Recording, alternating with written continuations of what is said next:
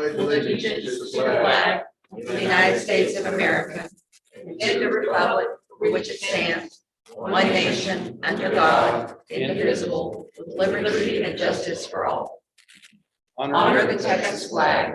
I pledge allegiance to thee, Texas, one state, under God, one and indivisible.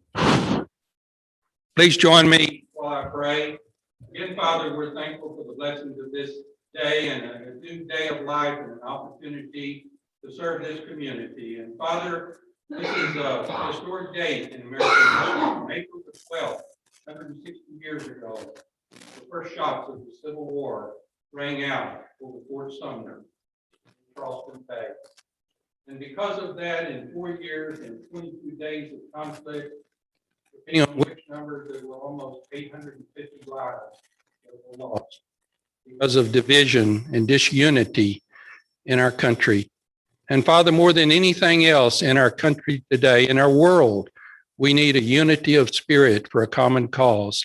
And we just pray your blessing over this meeting today and over all the commissioners and everyone that lives in this county, that we come together as a community and to pull together to do what's best for all the citizens of this county.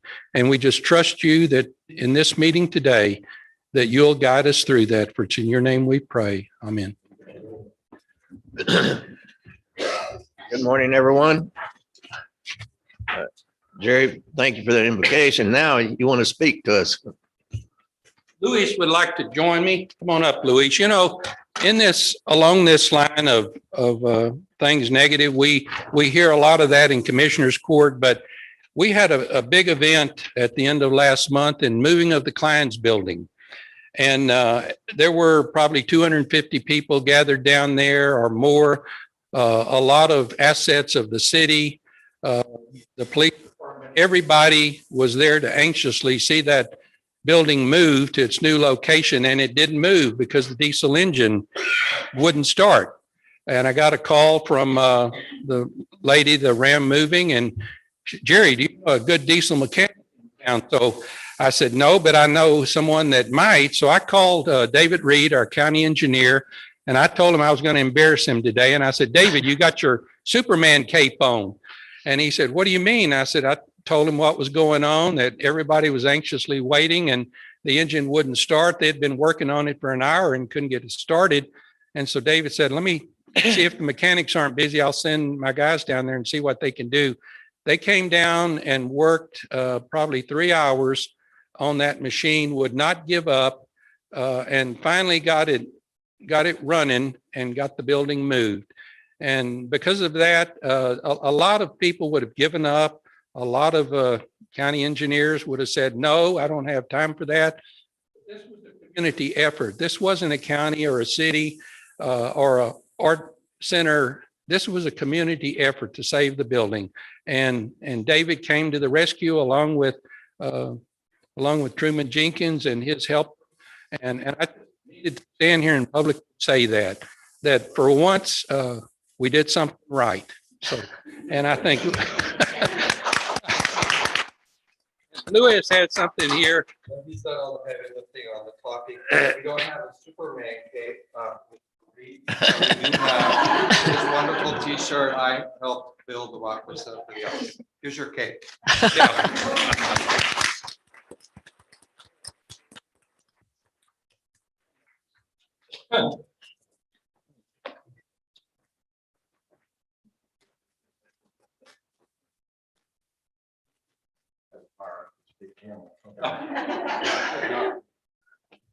All right, David, now I'm jealous, but that's okay.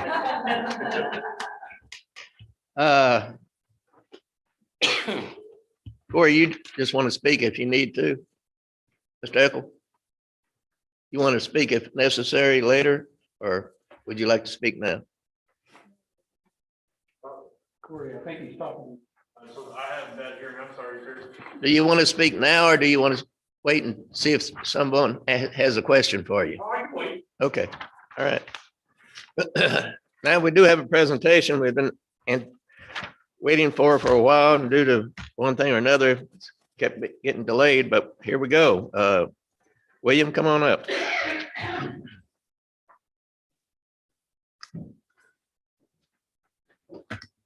All right. Thank you, Judge and Commissioners. Very glad to be with you all today. And we'll have our first slide up. What we want to do today is cover 3 topics with you because it seems that the federal money is flowing quite freely these days. And we want to hit upon where we are with the Hurricane Harvey recovery.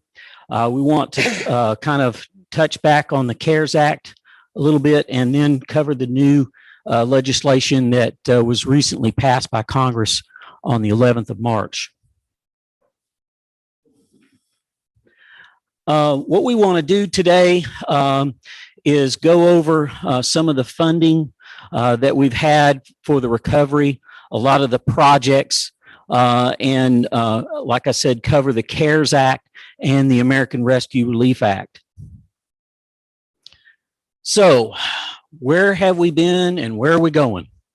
Well, it's hard to say, but this commission and all the other commissions in the community, when we went around, we finished our recovery plan, said, hey, we want to recover from this storm in a 3 to 5 year time frame. And that was an almost unanimous sentiment when we started out. And what we found is that's an ambitious goal. Most communities that get hit with a major hurricane like this take 7 to 10 years. And when that was shared with the, they were having none of it. And we wanted to go quicker and faster. So that's why we geared up a dedicated team to focus on the recovery. Now, since that has happened, as we look back in the rearview mirror, we see that we've had little things like COVID hit, and other emergencies. You had your storm in February. So these are the things that have been challenges as we've moved along the way. I know I've shown this slide a lot, but I want to focus on this for just a quick minute. The recovery plan from Harvey was very comprehensive, and it covered everything from economic development to housing, to the stability of government operations at the city and county level, the community outreach and communication, the donations and volunteer management. If you think back to those days, we had millions of dollars in-kind services pour into the community, everything from clothing to utility pipe was donated, and you have to account for that and manage it. We also had a goal of working on our health and wellness facilities. And of course, there was the ever-present debris management, which I think our whole community came together and did a good job. Not only just what was on the ground, but what we found in the water too. Now, our team organized itself and was very aggressive about what kind of funding sources we would use. And we organized all these different funding sources and packaged them towards mitigating the damage that was caused by the storm. And one of the things that we found was along the way, some of these sources don't play well with others. And the rules that come with the monies from Washington sometimes are very stovepiped and very particular and are focused only on one project. So an old boss told me one time, William, if you really want to know what's going on, follow the money. So this is a slide that we put together, and I know you've seen it before, but I really feel like it's very important. If you want to understand the recovery, you understand where we've been and where we're going, you have to follow the funding that came from Washington through Austin, and it came in waves. The first wave was public assistance. It was a 90-10 split. And then the state jumped in and said, you know, that 10% will even help you with the 10%. So then we had the hazard mitigation money available, and then CBDG-DR money, which is the Community Development Block Grant Disaster Relief Funds, which is 100% money with zero match. And then we have another round of G funds only targeted towards hazard mitigation. So those were the 4 waves of funding that came with Harvey. And we are basically through 3 of the waves and are working on the 4th wave. Now, this is just a kind of a summary, high-level summary. Jackie has all the details, God bless her. But we are probably, this team, looking at somewhere north of $148 million in recovery funds from the storm. And that runs from everything for, the 53.8 million in CBDG DR money, to FEMA hazard mitigation, to the PAs, to the Economic Development Administration. Kim won't brag on herself, but I will brag on her. I mean, we're looking at $7 to $8 million from the Economic Development Administration alone, which is amazing when you think about how hard it is to get their funding if you've ever tried to work with them. And then, of course, there's a variety of other sources that we've used along the way. And I want to turn your attention to the pending grants. Right now, we have a little over $80 million in CBDG HAZMIT funding. Remember, I told you it was coming in waves. That's the fourth and final wave. So there was an early deadline, October of last year, where we had to turn in projects. We've submitted about $80 million. If we don't get all of those, there's one last shot at that fourth bucket, and that'll come later on this summer.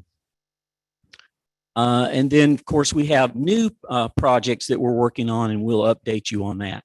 So let's just say we get really lucky and we 80, 90% of the funds, talking over $200 million. Now, I want to cover a few projects with you today in detail. Kim's also going to keep you on some of these things. The courthouse, I want to give a quick update on that.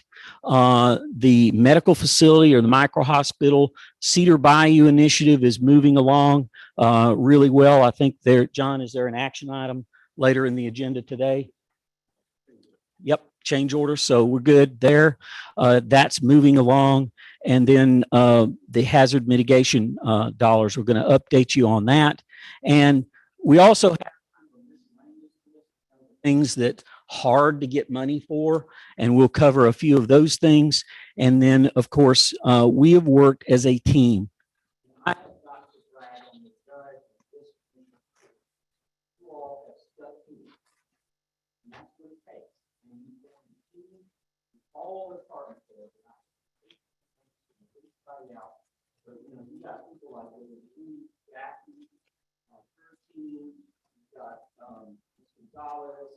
13.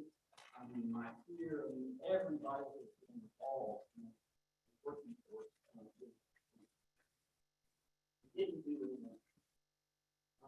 So let's look quickly at the courthouse where we are at the moment. And again, this is a snapshot in time. This process evolves as we go forward. And right now we're looking at 5,912 square foot facility. We project the cost at this point in time, knowing what we know at the moment. Obviously, we have construction and other kinds of things, but these are the figures. We'll make these slides available for everybody. And a little over 22 million. This is the courthouse itself. You have a new money built into that. You have a CMA, and those kinds of combined numbers around 488 square foot. Could go up. Right now, there's a lot of demand out there for supplies, and it keeps driving the cost up. Sources of funding, we have insurance, we have 14 days special FEMA allocation from the PA, 2.9, and then we got some money for A&E, engineering, we go Texas, the state, we could kick in, and then of course the plaza portion of the project is separated because CBDG, again, about the street, the federal money that cannot build a courthouse. So we separated it, but we integrated it. And we worked hand in glove to come up with that plan, and we're very happy with where we're going with that. And we need to be quicker on the design. Right now, we moving forward and we'll hear more about where we are on design. And then, of course, our bond funding. And that's how we get to. With that, I'm going to turn it over to my colleague, to talk to you about CDBG and some of the projects in the cabinet.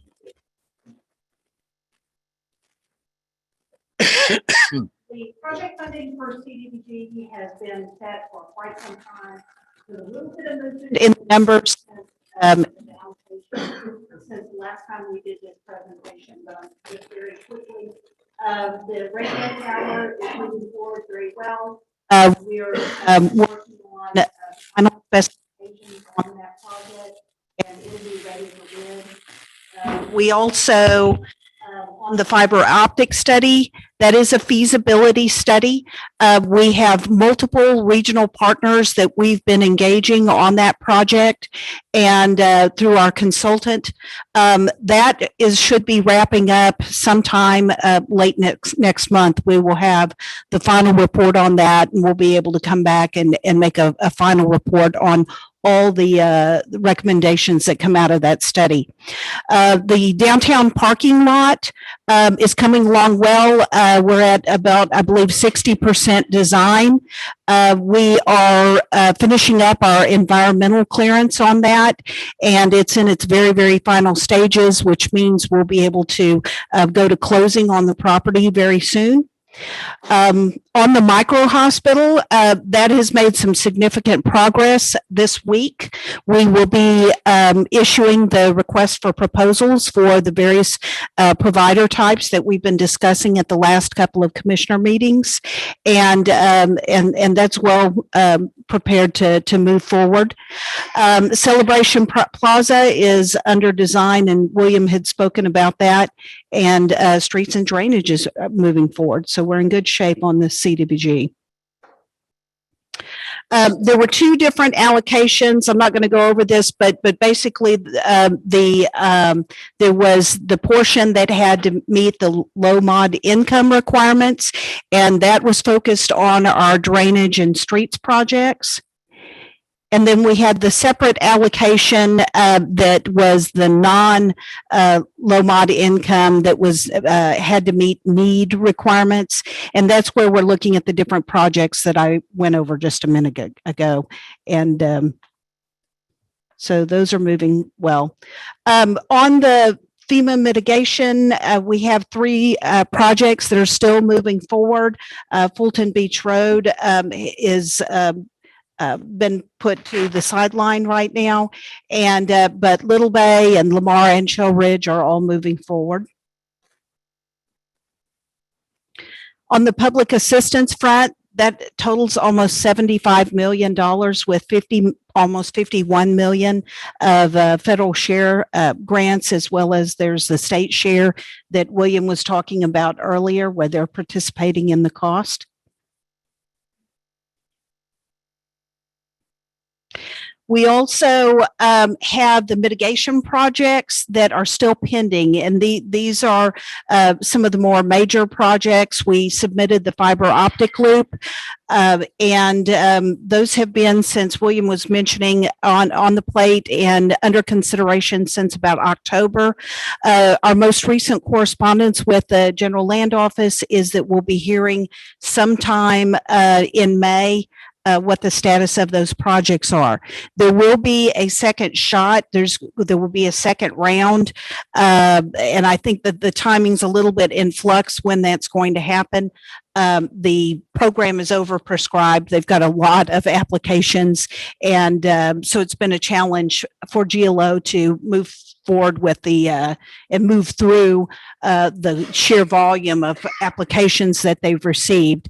But if we don't get funded this round, or we would like more projects funded than what we receive, we can always go back into round two and resubmit these projects and maybe update them a little bit to make them more competitive. But in addition to the fiber optic loop, which is a regional participation project, we also had the Ruby Allen drainage, Newcomb's Point, and also Fulton Beach Road. The other project that's out there that's in the same category, but just a little bit different, is there's a allocation. I almost call it like a entitlement allocation that will be done by formula through the COG. We don't know what that dollar amount is going to be right now. But we have been reporting that it's our intent to apply for airport improvements of various types out there. There's a large laundry list. You can go over it with the PowerPoint. I don't want to go over each element, but there's a lot of different elements that are associated out there that would improve the airport, and also some of the land out there as well. One of the really good news that we have today is that there were a number of projects that were coming through the hazard mitigation program that they just ran out of money. And we had been notified that those projects had kind of been put on the shelf, and we hadn't had much hope that additional funding was going to come forward. However, they have been engaging our office and are indicating that there's a pretty good possibility that some of those projects are going to get funded. Those would be the generators, and then some of our drainage projects that had not made it through the initial process. I believe that there was 11 generators, and I may be off a little bit on this. One of them was funded through insurance out at the airport, and so we won't be proceeding with that, but we would be on the balance of the generator projects. And that's almost $3 million additional funding that we would be receiving. Then we have a lot of projects. We classified them as miscellaneous because they were kind of onesie projects. Many of those y'all are familiar with. We have the Workforce Development Center that is over a $2 million project. That project is moving forward. It's in its final stages for environmental. We anticipate moving forward and exercising our option contract on the Little Bay Elementary building next month in time for the contract obligations that we have. And then there's some other miscellaneous ones that we'll be going over later today in a different segment of this project. And I don't want to, we talked about it earlier in the agenda, but we worked on the Economic Development Administration project to get the the Conference Center and the Arts Center funded. And of course, that is moving forward very well.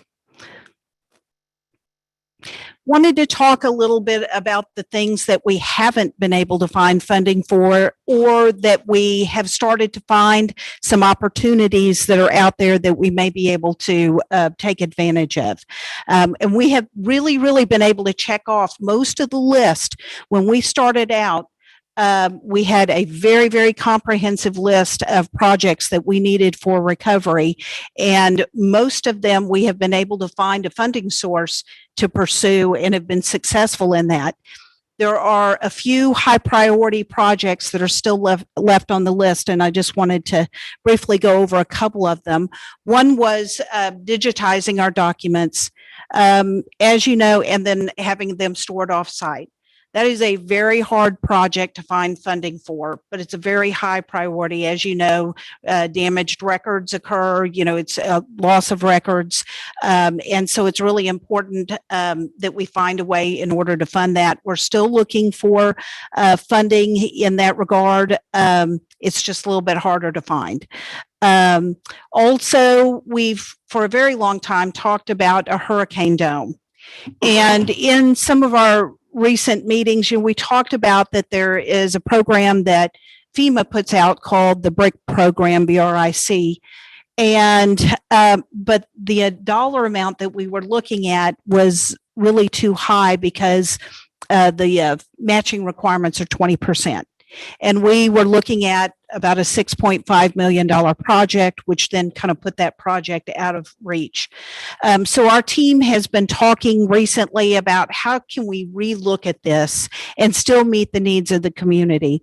So one of the things that we're looking at, and we'd like a little bit of feedback today, is the possibility of working with another partner in the community that maybe has a building that could be rehabbed and hurricane proofed, and then using that for our first responders. So they would have a place to go, not have to leave the community, be ready in a strategic location in order to be immediately after a storm or other emergency, be able to move out very quickly, but be protected and able to stay in the community.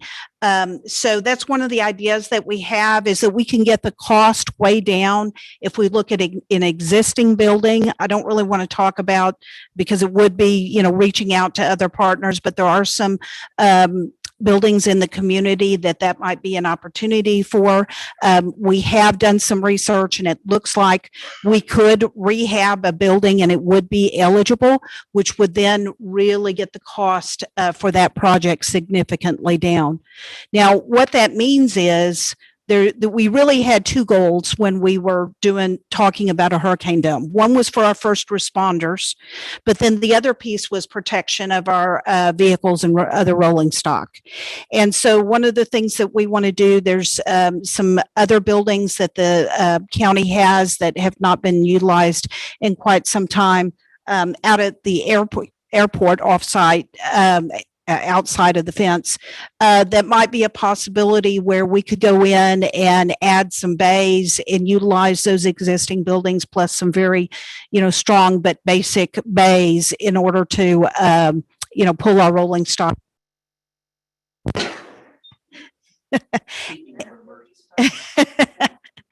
and protect that equipment. So that's something that we'd like to hear about.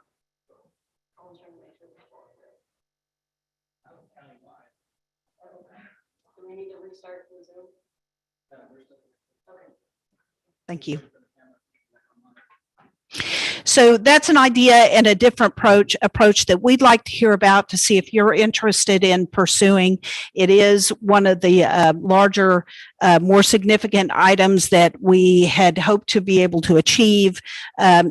We had to start taking a different look at it in order to make it feasible. So we'd like to hear a little bit more from the Commissioners Court about that. And at this point, I want to turn it back over to William so he can talk about a couple of the other programs that we're dealing with. Thank you, Kim. All right. So not that I want to make you go back through 2020 again, but if you think about March of 2020, you think about how things began to shut down and everybody was like, what is going on? And this was all new territory for us. And Congress passed, and the president at the time, President Trump, signed an act called the CARES Act, which is basically an allocation that was given to a lot of the communities around the nation. Every county got money to be able to respond to the pandemic and do things that would help you out.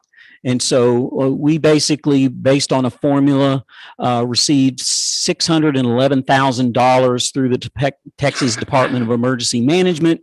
And then we have expended the funds. The deadline for getting all this done was December 30th of 2020. And I was supposed to give you this presentation on February 22nd, but if you recall, you were having a little problem then with ice and bad weather. So this is just kind of a quick update of that presentation so that you can know that we covered the CARES Act as a team, and Jackie and her office did a lot of tremendous work.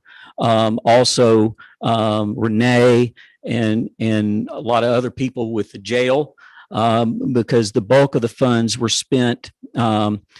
There was some humanitarian aid given out, and it helped over 72 families and a lot of children. There were expenses, like rent and utilities and food.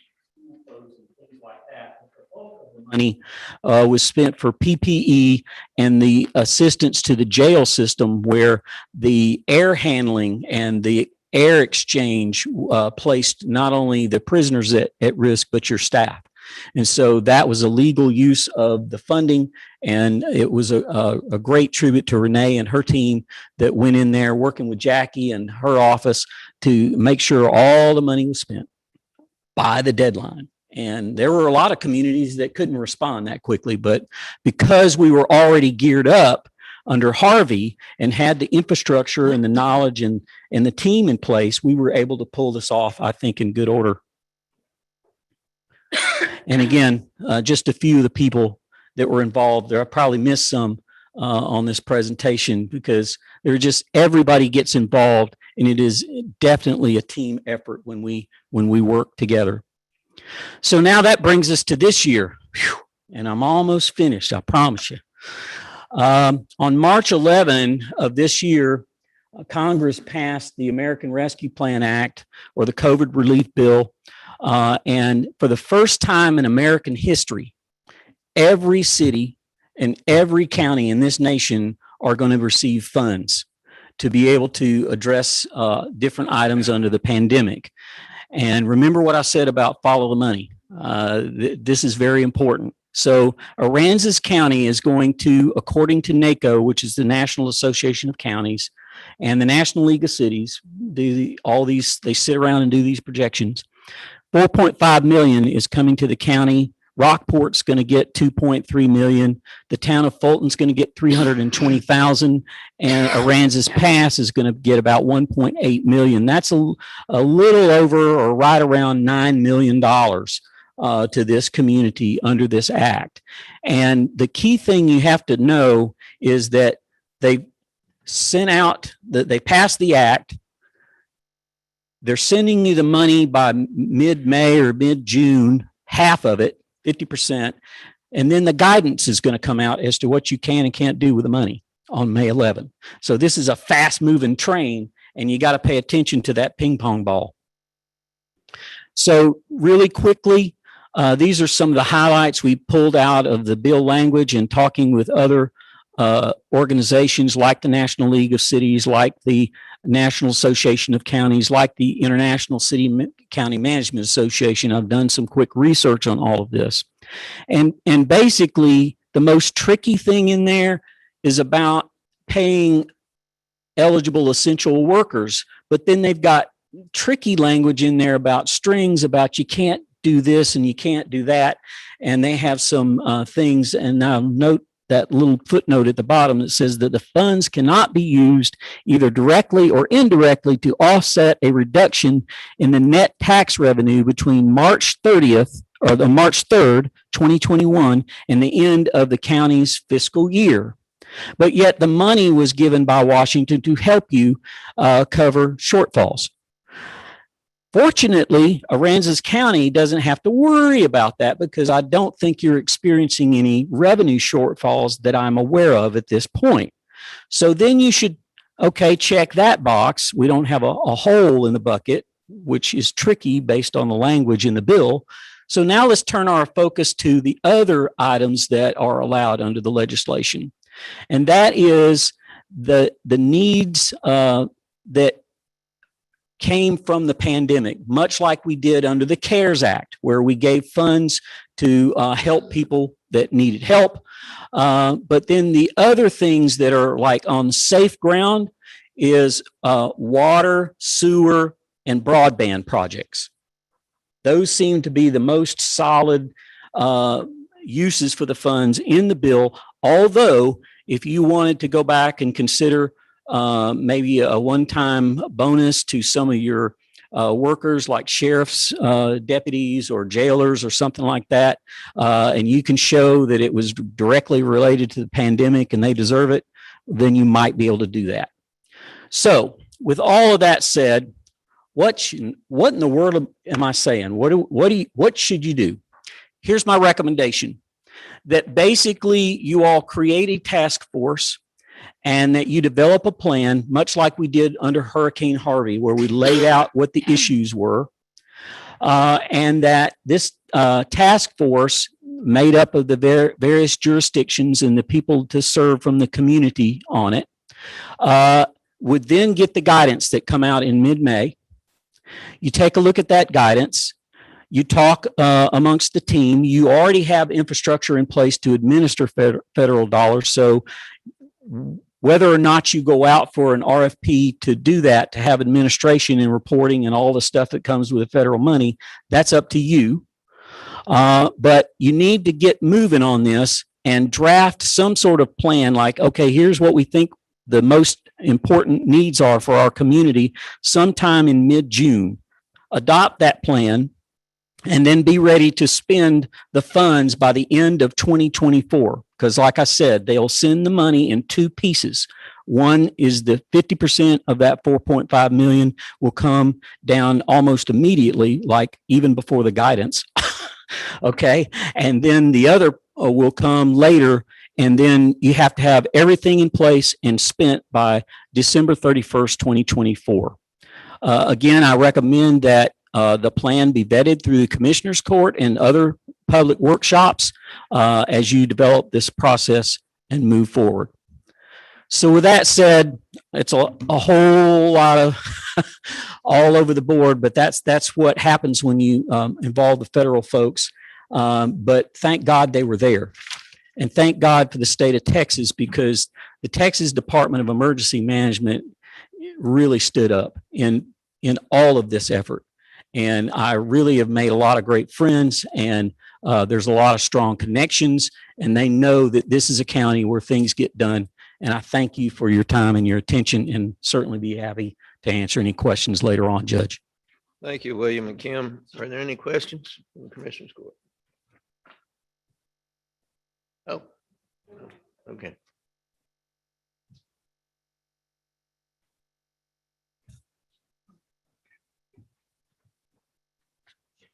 Yeah, I guess before we start the meeting, we need to do a roll call.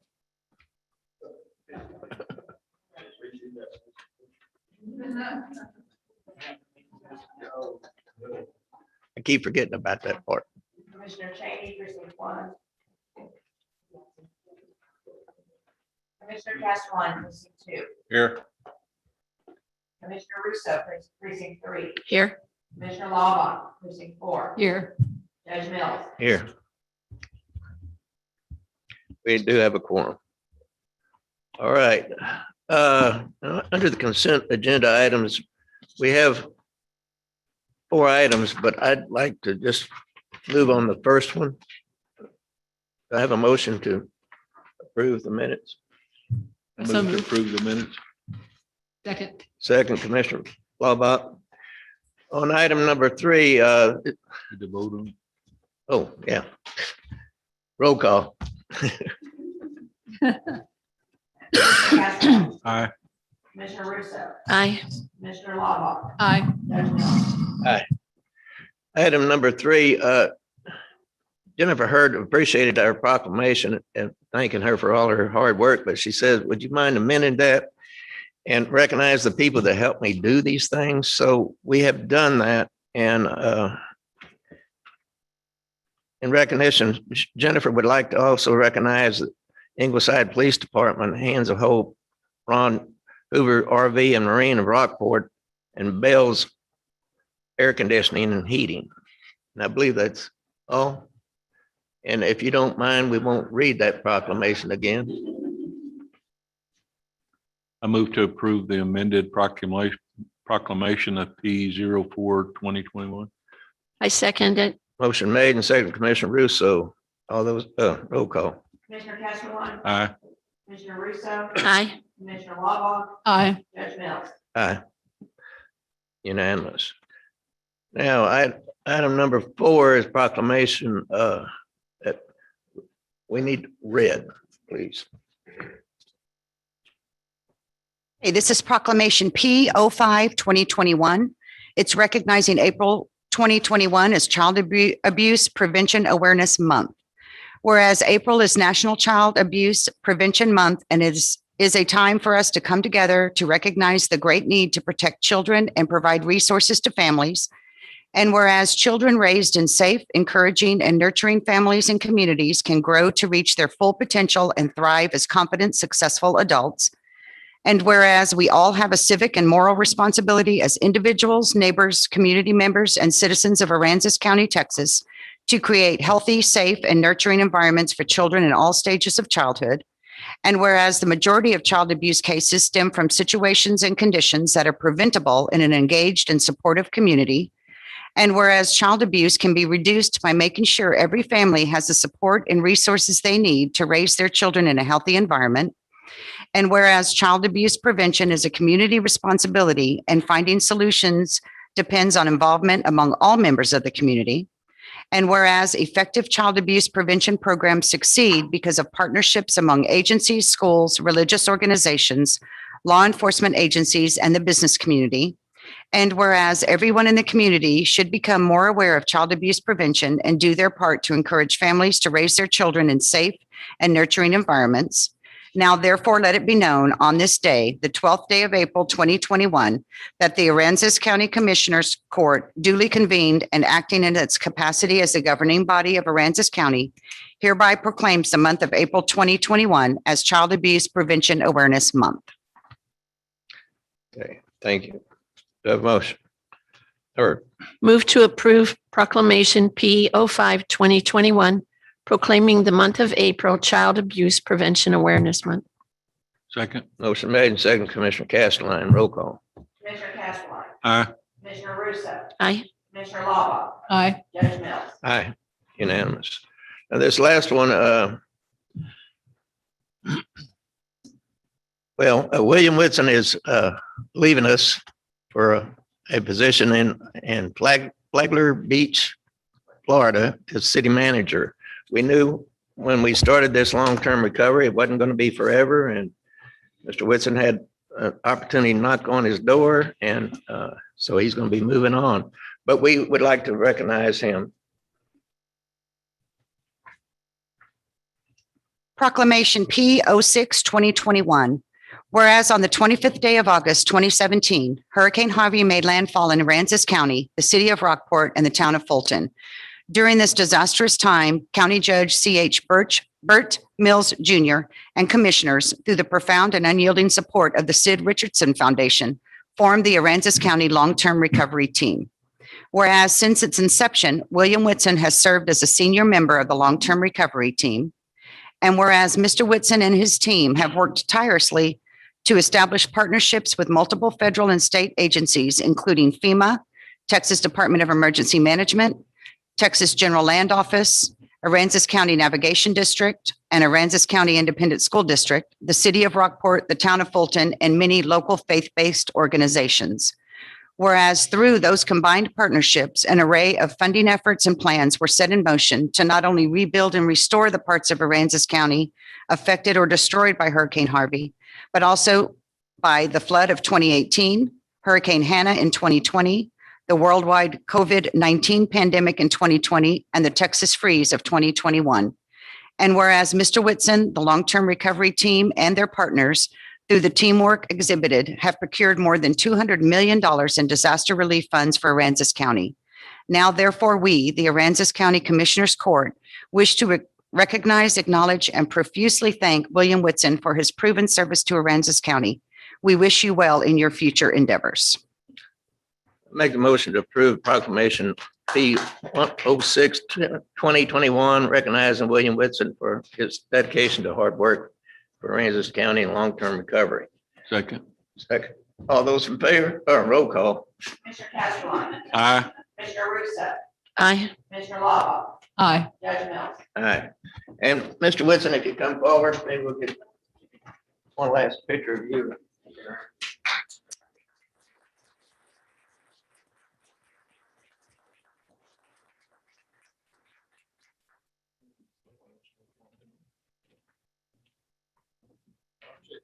Don't mind coming down. Is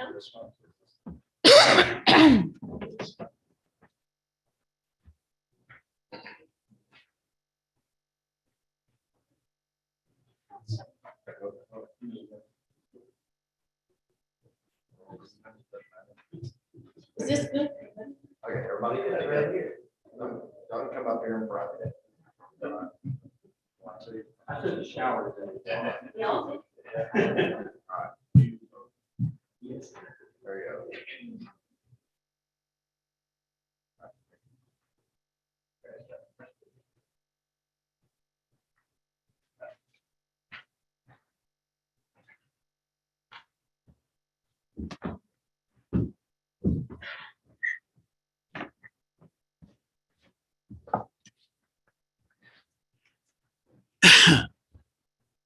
All right.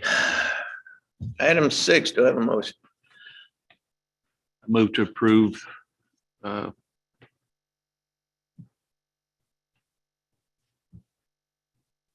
City of Aransas Pass Code Enforcement's proposed demolition of a private residential structure located at 643 North McCampbell, Aransas Pass in Aransas County, Texas, which is on the Aransas County's resale list for delinquent taxes and the removal of resulting demolition debris in order to eliminate threat of life, public health and safety. Motion made. Have a second. I'll second it. Can we get some information about what it's going to cost and who's going to cover it, Sure. where the money comes from? Corey, that's you. Corey Eccles from Aransas Pass. Hey, good morning. So the money we have with the city of Aransas Pass, we do have monies dedicated for these types of demolitions that belong to the taxing entities. So the city will cover the cost of demolition. Once I get approval from the other taxing entities in the court, I would say we'd begin that demolition as quickly as possible. So if the city of Aransas Pass is doing this, what's the Aransas County's role in it? Is this something we need to approve? It's in Aransas County. Yes, this is something that Aransas County should consider approval of, just because of being the trustee with, for the property being placed on the list for sale. Oh, because of the delinquent tax? Yes, ma'am. If this were not a delinquent tax property, we probably wouldn't be. That's correct. Okay, got it. Any other questions? And is the funding coming from city money or grant funding? It's city money. That's our general fund that gets funded each year with the budget. So once the building is demolished, then the property will be sold and hopefully the proceeds will go towards the tax bill? That's the plan. Yes, ma'am. Okay, thank you. Any other questions? Roll call. Commissioner Castelline. Aye. Commissioner Russo. Aye. Commissioner Lava. Aye. Judge Mills. Aye. Thank you. Thank you, sir. Thank you. Item number 7. Wendy. Wendy. You can do that too if you want to. Move to approve the first quarter 2021 report for Friends of the History Center, Aransas County. Motion made. I'll second it. Second. Pam? We gonna make it or?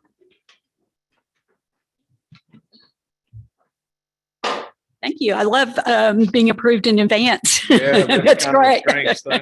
No kidding. Hearing all the long-term recovery plan and all of the things that are continuing to happen with that, I just have to mention the sustainability that you have in historic buildings. I don't know if all of you are aware, but the History Center for Aransas County was one of the few buildings, county buildings in the county that was not damaged by Hurricane Harvey. And in fact, as a result, the JP court for Judge Dupnick was held in there for 6 months. I think that's kind of an interesting side note. What I'd like to mention today is all of the volunteers, and Linda Haynes is one of our board members, one of our active volunteers at the History Center. They contributed over 2,452 hours, and this represents about $61,300 as volunteers to the History Center. Very important part of our operation. We continue to bring history to the forefront with our exhibits, changing about every 3 or 4 months. We recently had quilting during the pandemic in partnership with the Peacemakers by the Bay. We also last weekend opened Places in Time, landmarks in Aransas County. We continue active outreach, and we added an outdoor display that many of you have seen, I think, because a lot of you attended the opening for it, but it is a mock-up of the Copano Bay Fishing Pier, and people have had a lot of fun with that. The Friends of the History Center also hosted the first of many events for the Aransas County Sesquicentennial. Judge Mills unveiled a sesquicentennial monument that'll be placed at Celebration Plaza at the new courthouse. And then we continue with our sesquicentennial celebration throughout the year. We worked with the pilot and the commission to publish the Guide to Historic Markers. And also in partnership with the Chamber of Commerce, we had the stroll through Rockport. So we're continuing to do many things to call people's attention to history in Aransas County. Thank you. Thank you. Any questions? Thank you very much for all you do. We appreciate it. Roll call. Mr. Castro. Aye. Mr. Russo. Aye. Mr. Law. Aye. Judge Mills. Aye. Item number 8, have a motion. I move to approve the first quarterly 2021 report for Rockport Center for the Arts as to be presented. Motion Second. made, second, Commissioner Laubach. Luis? Good morning, Judge, members of the court. Is it possible to load the presentation, Colin, so I can talk through it?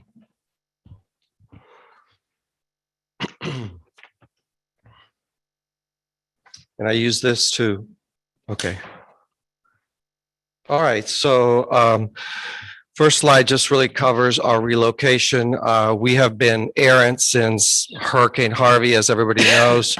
Our building was destroyed on the bay, and then we've repaired Klein's Cafe building. We moved into it in December of 2017, and we resided there. Our programs, offices, and classrooms operated there from December 17 to December 2019. And then for the majority of last year, we operated out of Estelle Star Gallery, another historical asset on Austin Street. And on December 28, we moved into the Baker Law building, which you see a picture of right there on the screen. And the Baker Law building, the Baker Law is operating in the second level, and the Art Center showroom, which is basically our galleries, and our gift shop are in the second level. So that's where we will be at 401 South Austin Street through the duration of our construction project. So we have a short-term lease there.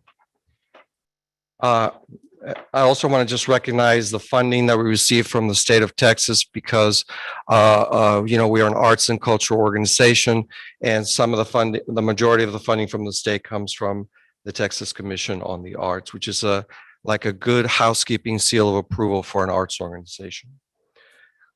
In the month of, let's see what I'm looking at here, in the month of February, we had our typical clay show. As you know, the Clay Expo weekend was canceled. That is an Aransas County Council on Aging program that we partner with to do fundraising for them. But the Art Center still continued with its exhibition of the many shapes of Texas clay. We had artists from Houston, 2 artists from Austin, and then a local artist for a marvelous exhibit that ran for the majority of the month of February.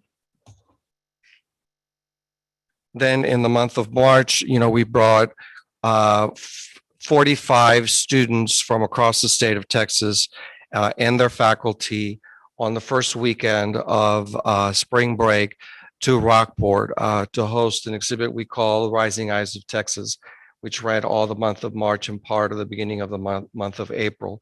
And so we had, it's one of our most diverse shows, which showcases the talents of the youngest and the brightest students in university level from across the state. So that represented were almost 20 universities from all over the land of the state of Texas, and we had a total of 45 students.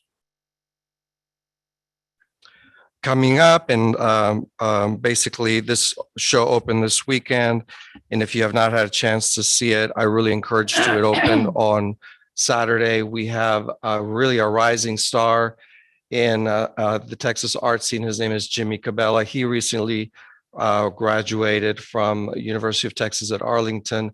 And he has an incredible exhibit called Patterns, Peace, and Chaos.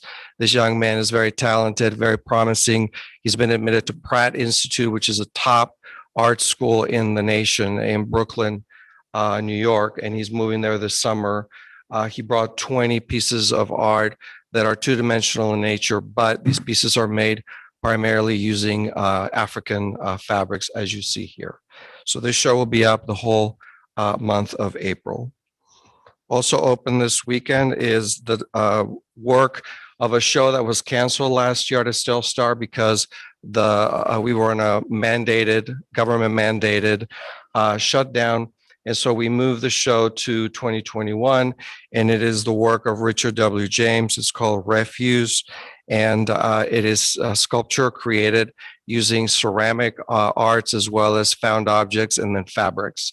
It's a really incredible show, and Richard is a professor of sculpture arts at Texas A&M University in Corpus Christi. So please come and see that. And also this weekend, we return to the Rockport Art Loop, which there's 10 galleries every 175 feet on the Austin Street corridor. This is a tourism and economic development activity for us and for our partner galleries in the downtown area. It is our way to help them benefit from the foot traffic that we generate during our exhibit openings. And what you see there is the walkable map that connects the Art Center to all of its partner galleries. We have a annual campaign with NPR through KDT 90.3 and KVRT in Victoria 90.7 promoting this activity, and it will carry on through the rest of the year. As you know, we have 9 changing exhibits per year, 27 different shows, and this activity will be promoted every month in that way.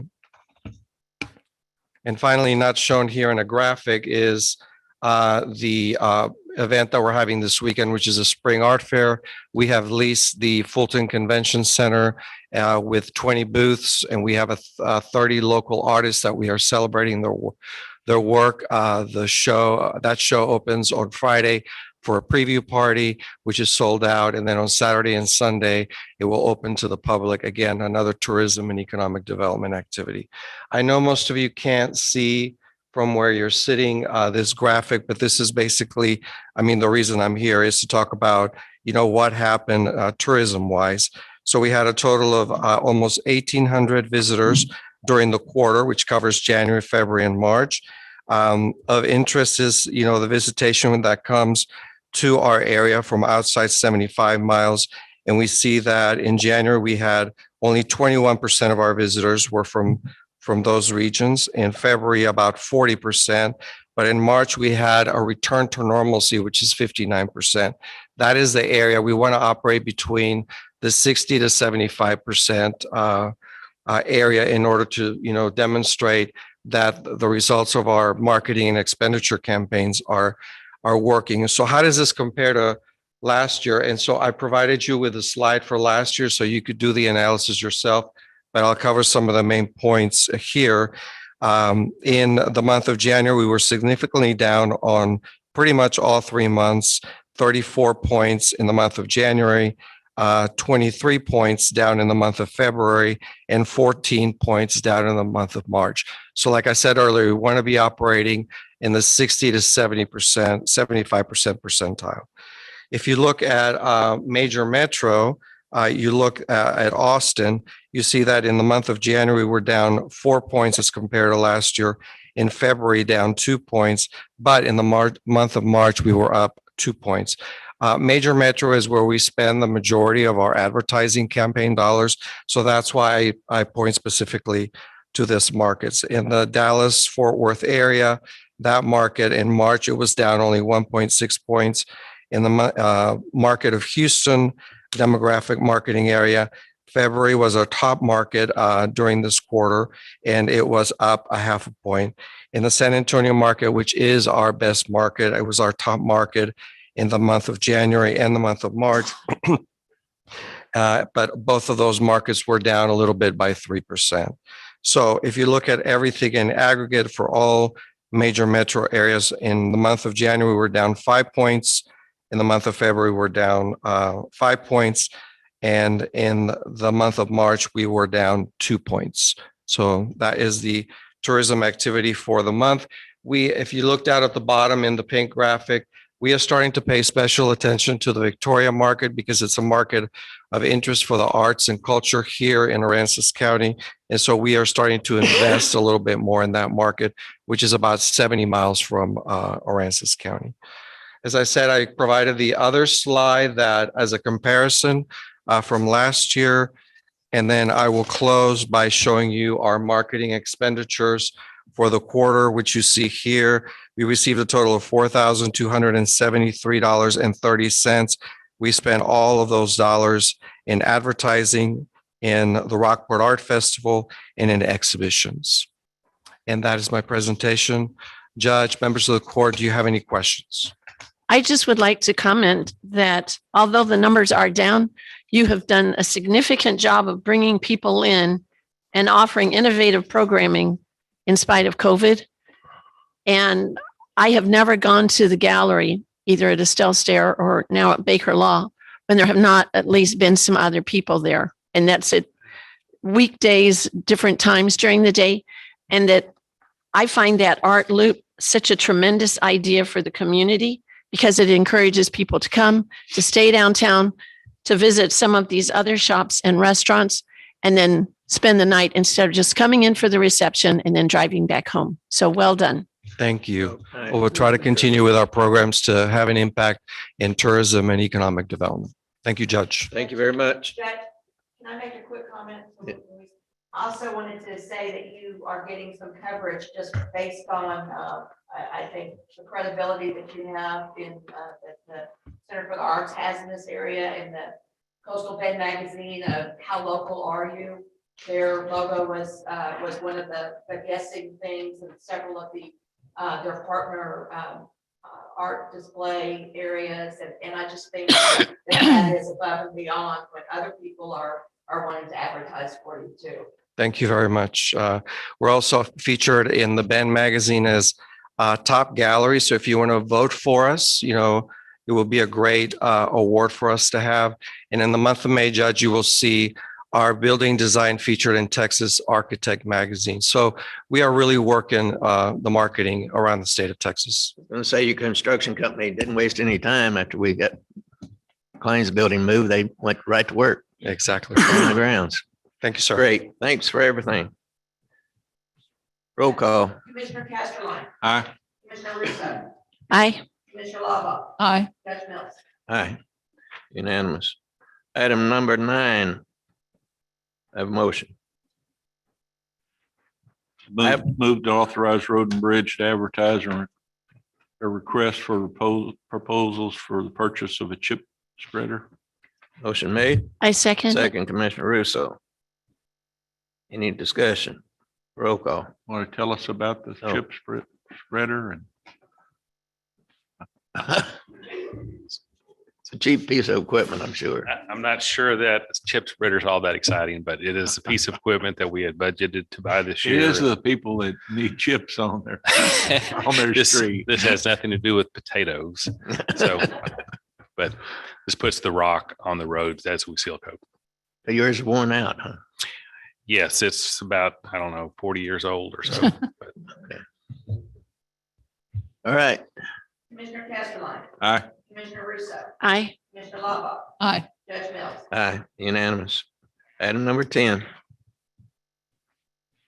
Have a motion.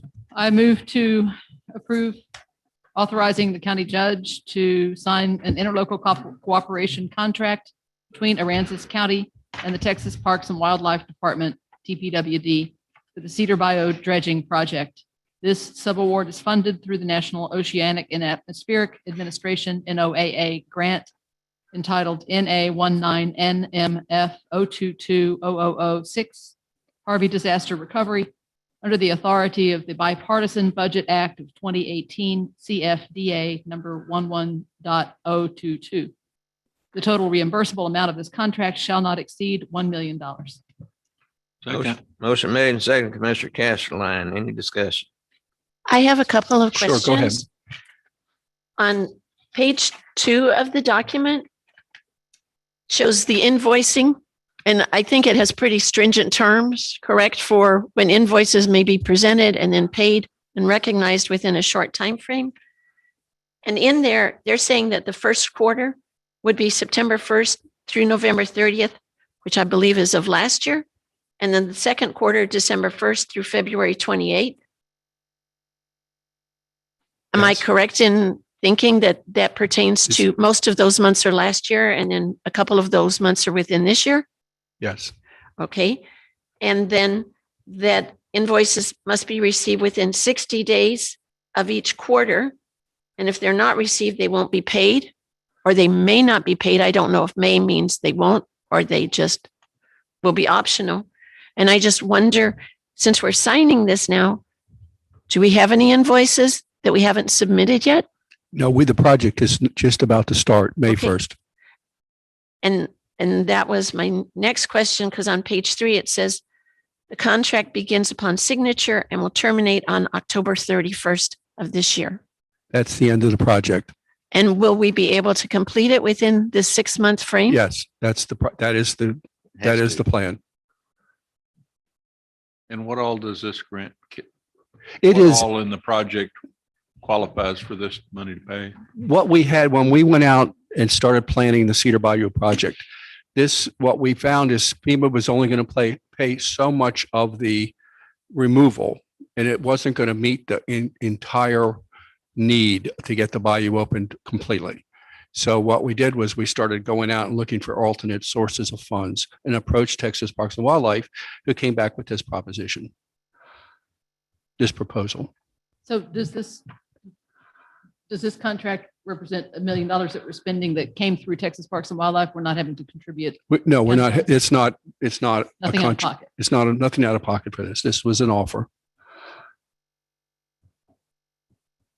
Any more questions? Roll call. Commissioner Castro. Aye. Commissioner Russo. Aye. Commissioner Blah Aye. Judge Mills. Aye, unanimous. Item number 11, have a motion. I move to authorize the county judge to sign an interlocal cooperation agreement with the Aransas County, City of Rockport, and Aransas County Navigation District for Bay Shore Drive Shoreline Restoration Project. Motion made. Have a second. I'll second. Second, It Commissioner sounds like another Lombard. one that's no out of pocket. No, it's just strictly, we're managing a grant and the Yeah. rest of the group's working Took on a it. while to get this, so kind of Took proud us of it. months. Roll call. Commissioner Castro. Aye. Commissioner Russo. Aye. Commissioner Blah Aye. Judge Mills. Aye, unanimous. Item number 12. Have a motion. I move to authorize county judge to sign proposal from Berg Oliver and Associates to provide annual invasive plant spray at Pathways venues, Thule East, Thule West, Thule Ditch, Thule Creek, Connie Hager Track 2021, and Linda Castro Birding Track. Motion made. Have a second. I'll second it, and I have a question. Sure. So this covers 3 separate areas. One is Connie Hagar, which they cited as being a little over 6 acres. One is Linda Castro, which is 1.5 acres. And then the final one is for Thule East, Thule West, Thule Ditch, and Thule Creek. Correct. They didn't say what the acreage was.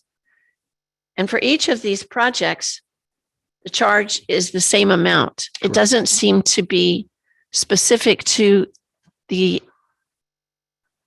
amount of acreage that's being sprayed. And I just thought that was odd. It looks like it's $1,800 per spray, 2 sprays per contract. And I'm curious why it costs the same for 1.5 acres as for Because they're 6.2. not spraying the entire acreage. It's just strictly, it's 7 years ago, when we started it down the Pathways projects, we removed large amounts of Brazilian peppers remember. and tallow trees from our properties. And then we added a section of Castro a year later, and we added Connie Hager a year later.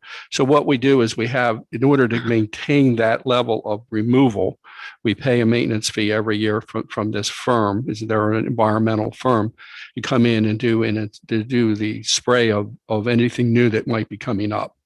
And that's why they're not spraying the entire 6 acres they're just spraying the areas where they find All right. Brazilian Are they peppers. primarily Brazilian pepper and tallow or? Primarily Brazilian peppers, yes. No, I think it's a worthwhile service. I Yes. just was curious about the same charge for different size properties. It's the same. We've done this now for 7 years, 6 Thank years. It's Curious starting. if that, it seems like maybe somebody could come up with another way to keep those trees. You see them growing everywhere. I know the freeze, when I figured out what a Brazilian pepper You looked found like out they were- frozen, I was really shocked at how many there are here. It was, because if you look at one of the ones that Exactly. froze and drive around the county, it's unbelievable how many of them there are. They're super aggressive. And if you don't stay on top of them, it will cost you dearly in the end. All right, roll call. Commissioner Castro. Aye. Commissioner Russo. Aye. Commissioner Lava. Aye. Judge Mills. Aye, unanimous. Item 13. We have a motion. Move to authorize the county judge to sign Cedar Bio change order number 1. The change order authorizes J.M. Davidson Incorporated to begin installation of the pipeline on April the 19th, 2021, but only after satisfying related contract requirements, including but not limited to all other requirements for mobilizations specified in the contract, review of pipeline corridor staking and approval of any adjustments, completion of contract endangered species training, approval of outstanding pre-construction submittals as described in the contract. Motion made. Do I have a second? I'll second it. Second. Commissioner Russo, any discussion? And John, this basically just moves what they're doing ahead and installing the pipes and stuff. This is letting them start with that earlier than was in the Exactly. contract. They would like to go out and lay their discharge pipe out on the project. This is a dredge project, so there'll be a large run of discharge pipe. So what they're trying to That's do all is get, okay with the moving crane people. right. all that stuff. And it meets the permit requirements. And there's a note on page 2 about JMD is requesting early payment and then permission to mobilize the discharge pipe starting the week of April Yep. 19th. But they'll submit that invoice through the regular Yes, plan. absolutely correct. Thank you. Any other discussion? Roll call. Commissioner Castro. Aye. Commissioner Russo. Aye. Commissioner Lava. Aye. Judge Mills. Aye, unanimous. Item 14, do I have a motion? I move to approve entering into a contract with Archive Social for social media archiving services at a cost of $4,788 for 1 year, which includes up to 3,000 records per month. Motion made. Second. Second, Commissioner Castleline, any discussion? Can we get some background on what all is going to be captured here? Will this, for instance, cover Now, this our- is Mr. Jackson's deal, so. our personal Facebook pages, or is it, we're just talking about county pages or what? So this service was brought to my attention by Deanna, the PIO for the county. What it is a chance to archive our county's official public Facebook pages, YouTube pages, any of our social media content such as Twitter. But it also is for compliance with the Senate bill that was passed, I believe it was last. 944. 944, correct. That was passed that says that anything that we post publicly on social media is considered part of open record, whether it be on our personal pages, if we're acting in our official capacities as a posting on these social media platforms, we have to capture it and archive it. They do have the ability to capture personal pages. It is not enabled by default, though. It is something that we would have to get them to tag and to log in with your page to authorize it to capture a personal page that's being used in an official capacity. But by default, we would send an invite to any county official who runs a Facebook page to log in and give it permission to sign, to basically record anything posted to that page. Okay, so if you want that from us, we'll hear from you directly. Okay. Any further discussion? Roll call. Commissioner Castro. Aye. Commissioner Russo. Aye. Commissioner Lava. Aye. Judge Mills. Aye, unanimous. Item 15. Move to approve authorizing the county judge to issue requests for proposals, RFP for administrative services and requests for qualifications for professional service for American Rescue Plan Act 2021. Motion made. Do I have a second? I'll second it, but I have a question. Of course. The Go ahead. memorandum that William talked about and summarized on screen gave us an overview of this new plan. And this is saying that we're going to authorize you to issue requests for proposal for administrative services and requests for qualifications for professional services. But will there be input before those RFPs and RFQs are issued? I would imagine so, yes. I can answer that, Judge. Yes, this is giving us permission to be able to go out. We do intend on having the task force created prior to this. This is just going to give us permission to do it at the time that it's necessary. Once the task force has met Once the and task come up with force plans. has met and has figured out what projects that they want to do, then we would see whether we need to go out for the administrative and the engineering. It's going to depend on the plans, on the projects also. Thank you. Any further discussion? Roll call. Commissioner Castro. Aye. Commissioner Russo. Aye. Commissioner Lava. Aye. Judge Mills. Aye, unanimous. Item 16. I move to approve the March 2021 Indigent Healthcare Report as presented. Second. Motion made and seconded by Commissioner Laubach. Any discussion? Yeah. Is it on, Holly? Yes. Yeah, we can hear you. So we're in the 7th month of the year. Oops. Wait a minute, you turned it off. Total expenditures for the month, $61,083.49. Year to date, $260,853. That puts us at 2.5% of our gross revenue tax levy. Any questions? The amount under hospital and inpatient services, was that one hospitalization or were there a couple? That was actually, we had 3 hospitalizations for the month. Thank you. Any further discussion? Roll call. Commissioner Castro. Aye. Commissioner Russo. Aye. Commissioner Lava. Aye. Judge Mills. Aye, unanimous. Item 17. Move to approve a refund request and an application for and a refund of overpayment in the amount of $2,596.69 for CoreLogic due to overpayment of 22 property taxes. Motion made. Have a second. Second. Second, Commissioner Laubach. And it seems like these are happening more often than This they one's used to. different. This one's totally different. CoreLogic is requesting. They paid, and Miss CoreLogic, if everybody knows, is a company that handles numerous mortgage companies. And they send us in like a file of payments, and it's like thousands of properties. Well, they paid a property in error. They don't even have this property as their client. So they're requesting the money back so they can pay the proper property. I haven't got any problem with refunding, erroneously paid taxes. I'm just curious. It We seems like they're happening. refund on almost a weekly basis. This is nothing new for us. The amount this year, anytime like that a it's large over margin. $2,500, we have to come to you. Do you have any idea why this year? I don't know why. are And it getting large seems weird to me too, because we have had more numerous people with, Yeah. I guess they got extra money in their pocket. They can afford to do that. I don't know why. But when it's over to 2,500, I have to come to court. But like I said, weekly, we have a lot of, it's usually anywhere from like $10 to a couple $100 where they accidentally paid the wrong month. But this has been rare for us too. Yeah. Very rare. But then again, it goes with what's going on 2020 and 2021.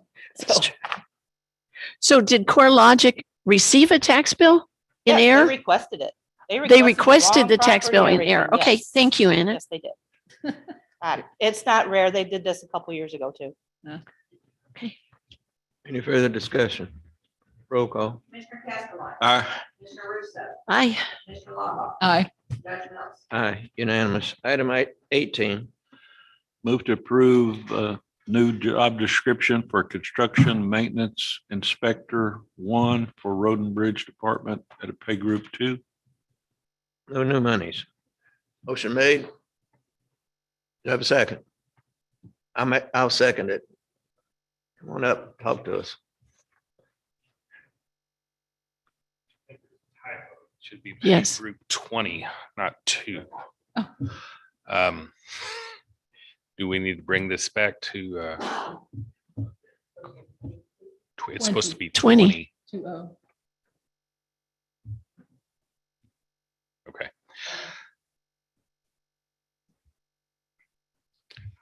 Okay, so this position is, So do I need to amend my motion to change it to 20? Yeah. Yeah. Okay, I do that at this time, amending it to pay group 20. Okay, and I second. Second. okay, this is a senior level position. We have $30 million in projects coming up that we need somebody that represents the county during construction to make sure they're building it according to the plans. We also have quite a bit of projects that the county staff is doing, same kind of a thing. You know, we need a little bit better control over the number of projects that we have coming up. And this is the position I'm looking to fill. We've lost quite a few senior level people at Road and Bridge over the last few years. And so there's kind of a gap of experience, and this is an attempt to fill that. Is this a new position, David? It is. Yes. So how do we pay for it? Is this in your budget already, or does the grant pay for it, or? No. So we I had 2 people retire this month. And so I am not replacing one of them to be able to pay for this position. Okay, so you can use attrition and it won't hit the budget. Correct. Okay, no new monies. Right. Further discussion? Roll call. Commissioner Castleton. Aye. Commissioner Russo. Aye. Commissioner Lava. Aye. Judge Mills. Aye, unanimous. Item 19. Move to approve distribution of $102,911 of the U.S. Fish and Wildlife Service Refuge Revenue Sharing Act annual payment to local governments for land under their administration for fiscal year 2020 received in 2021. Motion made. Do I have a second? I second it. Where's the money coming from and who's it going to? Wildlife Refuge. This is a yearly, in lieu of them paying taxes out at the Wildlife Refuge, they have an agreement with us to pay us a portion of the revenue sharing program. And so they do it every year, and then we split it with the NAV district and with the school district on a proportion of the tax levy. Okay, thanks. Any further discussion? Roll call. Commissioner Castleton. Aye. Commissioner Russo. Aye. Commissioner Lava. Aye. Judge Mills. Aye, unanimous. Make a motion to approve the budget line item transfers and amendments. I like that. Second. Second. We have none at this time. Roll call. Commissioner Castleton. Aye. Commissioner Russo. Aye. Commissioner Lava. Aye. Judge Mills. Aye. Item 21. Move to approve accounts payable and payroll and payroll liabilities. Motion made. Do I have a second? I'll second it. Second. Any discussion? Roll call. Castleton. Aye. Commissioner Russo. Aye. Commissioner Lava. Aye. Judge Mills. Aye, unanimous.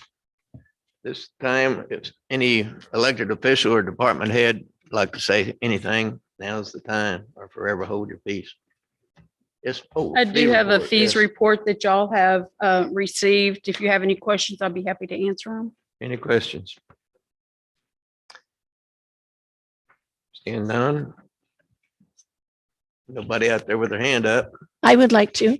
Oh, okay. Last Friday afternoon, during a trip to this courthouse, I found out by accident that one of the more highly paid employees was leaving in a week. I was told that another commissioner had discovered this news on Facebook, and I texted the only commissioner who had not yet been informed, and she posted it on Saturday. When I campaigned for this office, I emphasized getting back to the ABCs of county government: accountable to voters, building trust, and communicate openly. I have been following those principles even before I was elected and sworn into this office. These same principles need to be adhered to by all members of this court. And I think today would be a good day for us to begin. Thank you. Thank you. And I took responsibility for that not being done. I thought I put something in each one of your mailboxes personally, but evidently I did not. So I apologize and it won't happen again. Thank you. Any other thing? If not, do I have a motion? I move to adjourn. Motion made and seconded. All those in favor? Aye. Aye. Unanimous.